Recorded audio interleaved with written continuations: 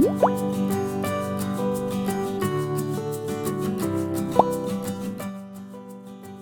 ื่อลูกน้อยเริ่มมีอาการเบื่ออาหารนะคะคุณแม่หลายบ้านคงกังวลไม่น้อยเลยใช่ไหมล่ะการเลือกวัตถุดิบในการทำเมนูแต่ละมื้อของหนูน้อยให้หลากหลายเป็นวิธีหนึ่งที่สามารถแก้ได้ดีทีเดียวเลยค่ะ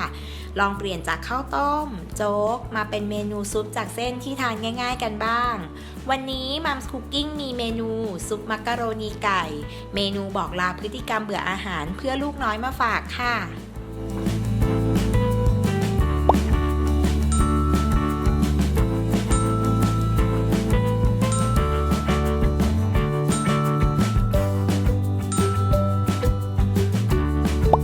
ต้มน้ำซุปให้ร้อนนะคะ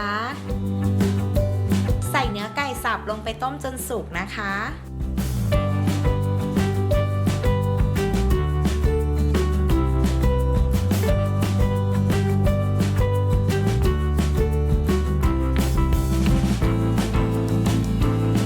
จากนั้นก็ใส่ผักทุกชนิดลงไปค่ะต้มให้สุก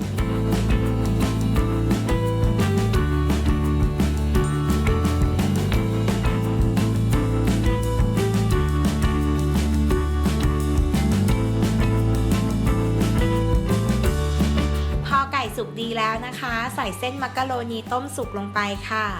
คุณแม่คุณพ่ออย่าลืมหั่นมักกะโรนีเป็นชิ้นเล็กๆนะคะแล้วก็นำไปต้มให้สุกก่อนนำมาปรุงอีกทีค่ะ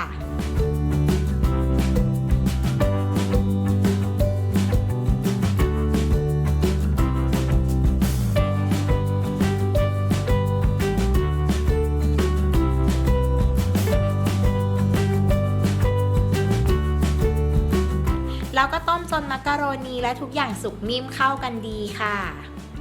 แค่นี้ก็พร้อมเสิร์ฟให้เจ้าตัวน้อยแล้วล่ะค่ะ